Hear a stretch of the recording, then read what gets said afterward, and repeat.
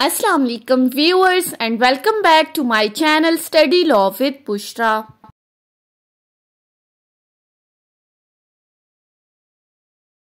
So we were discussing Civil Procedure Code 1908. We have discussed up till section 66. In this video we are going to start from section 68. But before starting the discussion, I request you all to please subscribe to my channel and don't forget to press the bell icon for latest updates. Do share this video with your friends and don't forget to comment your feedback. So let's move towards the discussion.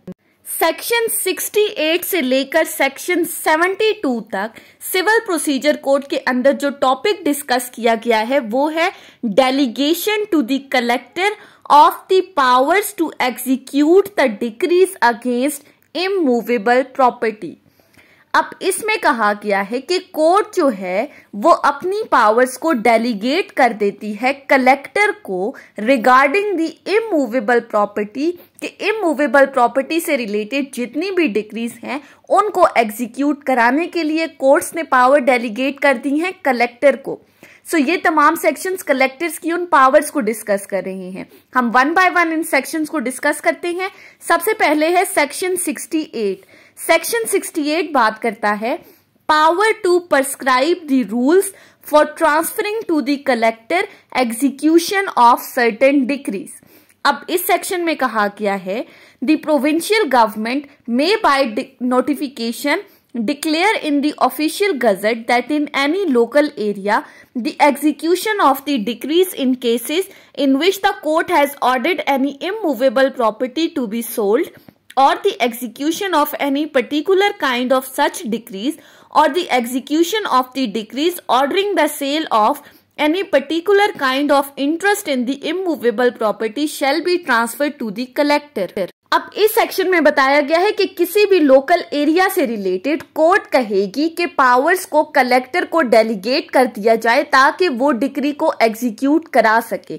सो ये जो court की तरफ से power delegate की गई है provincial government अपने official gazette में एक नोटिफिकेशन के थ्रू ये चीज डिक्लेयर करेगी. सबसे पहली बात जहां पर कोर्ट ने किसी इमूवेबल प्रॉपर्टी की सेल से रिलेटेड डिक्री की एग्जीक्यूशन की बात की है. सेकेंडली किसी particular kind of the decree की एग्जीक्यूशन करानी है. या थर्डली इमूवेबल प्रॉपर्टी के अंदर किसी पर्टिकुलर काइंड ऑफ इंटरेस्ट की सेल की बात की गई है. तो इन तमाम केसेस में डिक्री की एग्जीक्यूशन के लिए कोर्ट्स अपनी पावर को ट्रांसफर कर देती है कलेक्टर को. और ये चीज किसी भी खास एरिया से रिलेटेड जब पावर्स डेलीगेट हो जाएंगी तो प्रोविंशियल गवर्नमेंट अपने ऑफिशियल गजेट में एक नोटिफिकेशन के थ्रू इस चीज को डिक्लेयर करेगा. ये था सेक्शन 68. उसके बाद आ जाते हैं सेक्शन 69 के ऊपर. अब सेक्शन 69 क्या कहता है? Provisions of third schedule to be apply. अब यहां पर सीपीसी के थर्ड स्केड्यूल की बात की गई है. सेक्शन क्या कहता है? The provisions set forth in the third schedule shall apply to all the cases in which the execution of the decrees has been transferred under the last preceding section. कि section 68 के अंदर जो powers की delegation की बात की है कि इन केसेस में कलेक्टर्स को पावर डेलीगेट की गई हैं डिक्री को एग्जीक्यूट कराने के लिए. तो सेक्शन 69 कहता है जो पावर्स डेलीगेट हुई हैं कलेक्टर को उनमें दी गई पावर्स को कलेक्टर किस तरह से इस्तेमाल करेगा? वो पावर्स जो सीपीसी के थर्ड स्केड्यूल में बताई गई हैं उन पावर्स को एज इट इज कलेक्टर इस्तेमाल करेगा उन तमाम डिक्रीज को एग्जीक्यूट करने के लिए जो इसको ट्रांसफर की गई हैं. यानी कि थर्ड स्केड्यूल की powers as it is apply होंगी उन तमाम केसेस में जहां पर कलेक्टर ने डिक्री की एग्जीक्यूशन करानी है. उसके बाद आ जाते हैं सेक्शन 70 के ऊपर. सेक्शन 70 किस चीज को डिस्कस कर रहा है? रूल्स ऑफ द प्रोसीजर को. अब ये किन रूल्स की बात की गई है, इन रूल्स को कौन बनाएगा, ये सेक्शन 70 डिस्कस कर रहा है. Clause 1, the provincial government may make the rules consistent with the aforesaid provisions. कि प्रोविंशियल गवर्नमेंट रूल्स बनाएगी, लेकिन किस चीज से रिलेटेड रूल्स बनाएगी ये फर्दर सेक्शन 70 में बताया गया है one by one. Number 1, for the transmission of decree from the court to the collector, for regulating the procedure of collector and his subordinates in executing the same and for retransmitting the decree from the collector to the court। अब 3 चीजों को clause 1 में बताया गया है। Number 1 कि court जब collector को कोई भी डिक्री ट्रांसफर करती है, कोई भी पावर उसको डेलीगेट कर रही है, उससे रिगार्डिंग रूल्स बनाएगी। सेकेंडली कि कलेक्टर और उसके सबऑर्डिनेट्स उस डिक्री को किस तरह से एग्जीक्यूट करेंगे, उससे रिलेटेड कानून साजी होगी।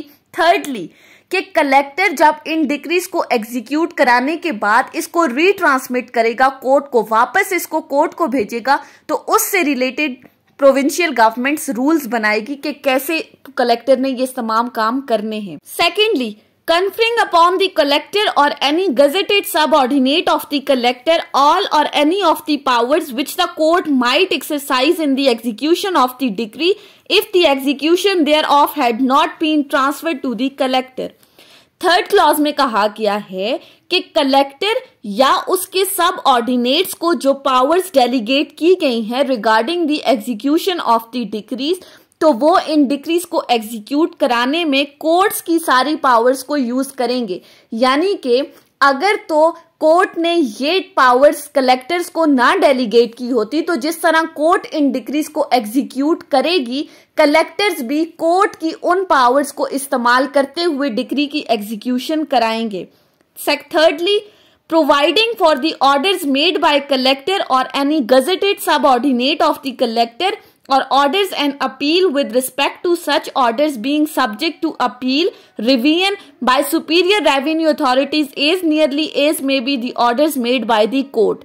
क्लॉज 3 में कहा जा रहा है कि जो कलेक्टर या सब ऑर्डिनेट कोई भी ऑर्डर पास करेगा, उन पर जो अपील और रिविजन्स हैं उनसे रिलेटेड भी प्रोविंशियल गवर्नमेंट रूल्स बनाएगी। सो फर्स्ट क्लॉज में हमने क्या डिस्कस किया कि प्रोविंशियल गवर्नमेंट रूल्स बनाएगी, किन किन चीजों से रिलेटेड वो हमने 1 by 1 डिस्कस कर लिए।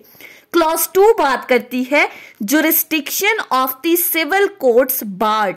अब यहां पर सिविल कोर्ट की जुरिस्डिक्शन को बार करने की बात की गई है।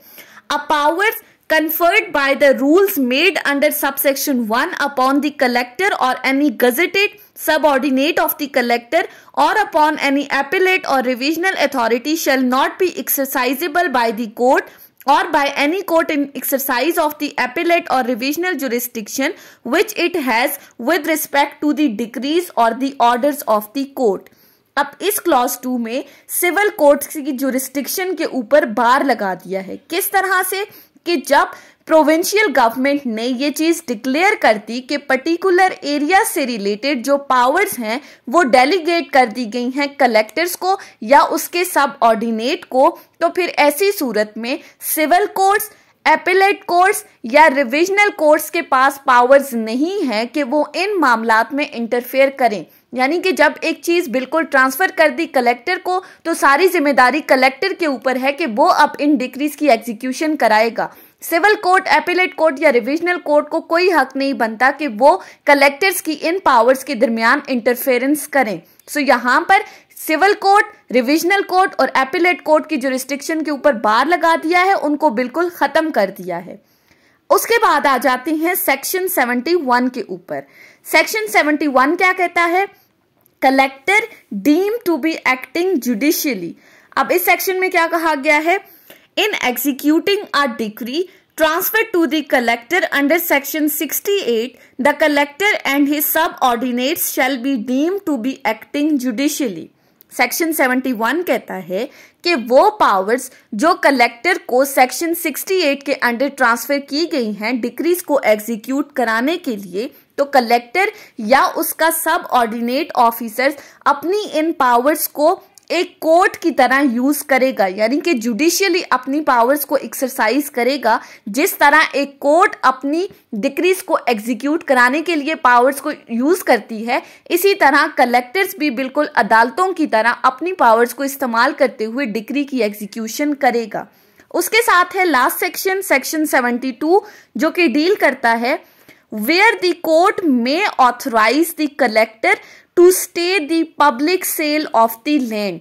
अब ये किस तरह से कोर्ट ऑथराइज करेगी कि पब्लिक सेल को स्टे कर दिया जाए? सो सेक्शन 72 क्लॉज 1 कहती है where in any local area in which no declaration under section 68 is in force, the property attached consists of the land or of share in the land, and the collector represents to the court that the public sale of the land or share is objectionable, and the satisfaction of the decree may be made within a reasonable period by temporary alienation of the land or share. The court may authorize the collector to provide for such satisfaction in the manner recommended by him instead of proceeding to the sale of the land or share. अब इस clause में कहा गया है कि collectors को section 68 के under power delegate की गई है कि वो डिक्रीज को एग्जीक्यूट कराएगा। अब अगर तो वो पावर्स कलेक्टर्स को अभी तक डेलीगेट नहीं हुई कि उसने डिक्री की एग्जीक्यूशन करानी है और उससे पहले वो कोर्ट को जाकर रिकमेंडेशन देता है, वो कोर्ट को जाकर किसी तरह की सजेशन देता है। अब क्या रिकमेंडेशन, क्या सजेशन देता है कि बजाय इस प्रॉपर्टी को पब्लिकली सेल करने के, जिस प्रॉपर्टी को अटैच किया गया है, बजाय इसके कि आप पब्लिकली इस प्रॉपर्टी को सेल आउट करें और अपनी डिक्री को सेटिस्फाई करें, और अगर इस प्रॉपर्टी से रिलेटेड किसी भी तरह की कोई ऑब्जेक्शंस वगैरह हैं जो कि और डिक्री को सेटिस्फाई करने के लिए जरूरी नहीं है कि इसको पब्लिकली सेल कर दिया जाए, इससे बेहतर ये है कि आप इसे पर्टिकुलर टाइम पीरियड के लिए किसी थर्ड पर्सन को प्राइवेटली एलिनेट कर दो, वो उस प्रॉपर्टी को लुक आफ्टर करे, और लुक आफ्टर करने के साथ साथ उस प्रॉपर्टी के ऊपर से जो भी इनकम जनरेट हो उससे आप अपनी डिक्री को सेटिस्फाई कर दें। ये प्रॉपर्टी को सेल करने से बेहतर हल है। अब यही चीज अगर आपको याद हो तो हमने लैंड रेवेन्यू एक्ट को जब हम पढ़ रहे थे तो उसमें हमने ये चीज डिस्कस की थी कि लैंड रेवेन्यू की रिकवरी का एक तरीकाकार है ट्रांसफर ऑफ दी होल्डिंग, कि जहां पर गवर्नमेंट उस होल्डिंग को किसी थर्ड पर्सन को ट्रांसफर कर देती है, वो पर्सन उस प्रॉपर्टी की लुक आफ्टर करने के साथ उस पर जो रेवेन्यू जनरेट होगा, गवर्नमेंट उस रेवेन्यू से अपने एरियर्स की रिकवरी करेगी और फिर उसके बाद प्रॉपर्टी अपने असल मालिक को ट्रांसफर कर दी जाएगी। तो यहां पर भी वही तरीकाकार कलेक्टर सजेशन दे रहा है कि बजाय इस प्रॉपर्टी को आप पब्लिकली सेल करें, इस प्रॉपर्टी को किसी थर्ड पर्सन को प्राइवेटली एलिनेट कर दें, वो पर्सन इस प्रॉपर्टी के ऊपर से इनकम जनरेट होने के साथ आपकी डिक्री को सेटिस्फाई कर दे।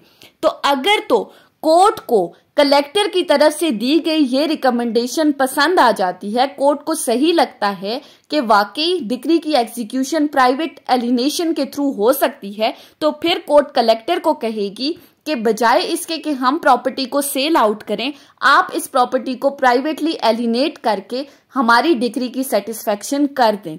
सो सिंपली पहली बात इस सेक्शन में क्या की गई है कि कलेक्टर पब्लिक सेल के ऊपर स्टे लगा रहा है, कोर्ट उसको ऑथराइज कर रही है और प्राइवेट एलिनेशन के थ्रू कोर्ट की डिक्री की सेटिस्फेक्शन करा दी जाएगी। ये था सबसेक्शन 1।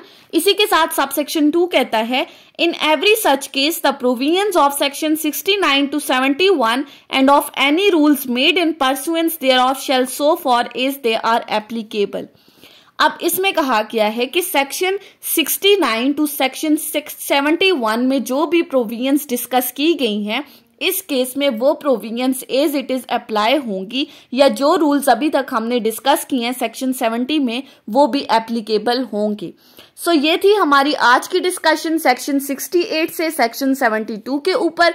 हमने डिटेल के साथ डिस्कस किया है कौन से टॉपिक को, कि कलेक्टर को जब पावर्स डेलीगेट कर दी जाती हैं कोर्ट की तरफ से डिक्री को एग्जीक्यूट कराने के लिए, तो फिर अपनी इन पावर्स को किस तरह से यूज करेगा। So that was all about today's discussion. I hope कि आपको ये लेक्चर समझ में आया होगा अगर आपने इस वीडियो को अटेंटिवली सुना है तो। अगर आपको ये वीडियो अच्छी लगी है तो इस वीडियो को लाइक करें, कमेंट करें और चैनल को जरूर सब्सक्राइब करें। Thank you so much for watching this video. Till then, अल्लाह हाफिज।